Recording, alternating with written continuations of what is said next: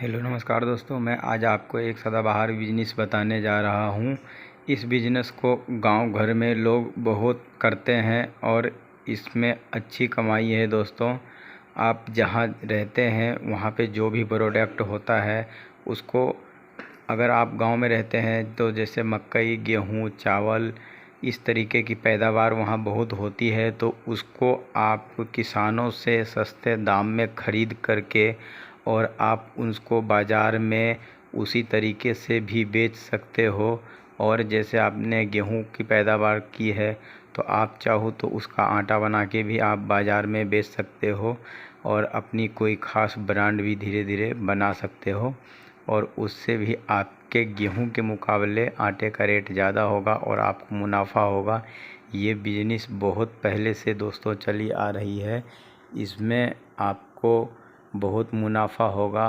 और आप चाहे तो दूसरे से ख़रीद करके, बड़ी बड़ी कंपनियां भी आपसे गेहूं लेती है, गेहूं ले करके बिस्कुट वगैरह बनाती है, और आप चाहे तो किसी शहर में भी आप उसको इकट्ठा बेचेंगे तब भी आपको गांव के मुकाबले ज़्यादा रेट मिल सकता है दोस्तों।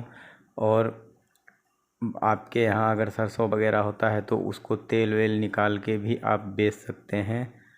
आप सरसों का ओरिजिनल तेल भी बहुत महंगा बिकता है दोस्तों सरसों के मुकाबले। आपके यहाँ जो भी होता है, दाल तेल जो भी होता है, उसको आप तैयार करके शहर में बेच सकते हैं दोस्तों। आप इसमें छोटी लागत से भी शुरुआत कर सकते हैं और जितना पैसा लगाएंगे दोस्तों उतना कमाई ज़्यादा होगा। और यह एक अच्छा बिजनेस है दोस्तों।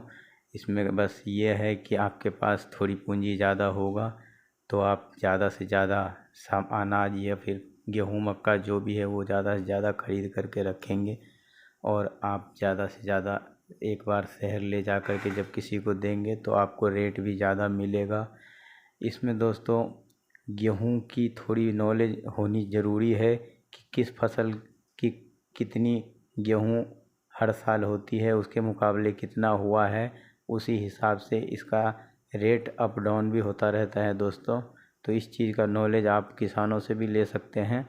अगर अच्छी पैदावार हुई है, बहुत ज़्यादा गेहूँ होती है तो रेट जो है कम भी हो जाता है, तो उसी हिसाब से अपना एक रेट जो बाज़ार का हो उसी रेट के हिसाब से ख़रीदे। जहां आप आगे बाज़ार में आपको बेचना है वहां से रेट हमेशा जानकारी लेते रहे।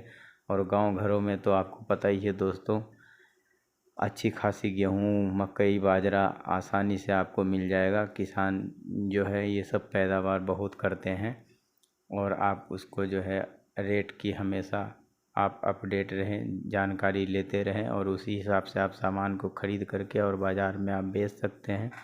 और अगर आपको लगता हो कि मैं इसे स्टॉक करके और ज़्यादा महंगे में बेचूं, अगर पैदावार कम हुआ है तो आप उसको 6 महीने रख करके भी बेच सकते हैं दोस्तों, क्योंकि ये ख़राब होने वाला चीज़ नहीं होता है। बस ये है कि इसको थोड़ा सावधानी रखनी होती है और कभी कभी धूप भी लगाना पड़ता है। इसी प्रकार से आप ये मत समझिएगा दोस्तों कि मैं सिर्फ अनाज की ही बात कर रहा हूँ। आप जहाँ रहते हैं जो भी चीज़ का पैदावार करते हैं, अब जैसे कि दोस्तों हम हरियाणा में देखे हैं कि फूलों का पैदावार ज़्यादा होता है तो वो दिल्ली में वहाँ से लोग ला कर के बेचते हैं। यहाँ पे उसका माला भी बनता है, किसी की शादी पार्टी होती है तो वहाँ भी यूज में आ जाता है और महंगा बिकता है। वहाँ पे हर तरीके की फूलों का खेती होता है। तो आपके यहाँ जो भी खेती होता है दोस्तों, उस चीज़ को आप अपने नियर बाज़ार में बेचेंगे तो आपको गांव के मुकाबले ज़्यादा पैसे मिल सकता है दोस्तों। कई जगह लोग गन्ने को भी गांव से ले जाके मिल वगैरह में शक्कर, चीनी ये सब तैयार करके फिर बेचते हैं दोस्तों, उससे भी उनको प्रॉफिट होता है। तो आप अपने इलाके में या फिर जगह के हिसाब से, अब जैसे राजस्थान में सरसों होता है दोस्तों ज़्यादातर, तो वहाँ के लोग तेल निकाल के भी बेचते हैं। तो इस तरीके से आप अपने हिसाब से देख लीजिए आपके यहाँ क्या ज़्यादा होता है, उसी को आप बिजनेस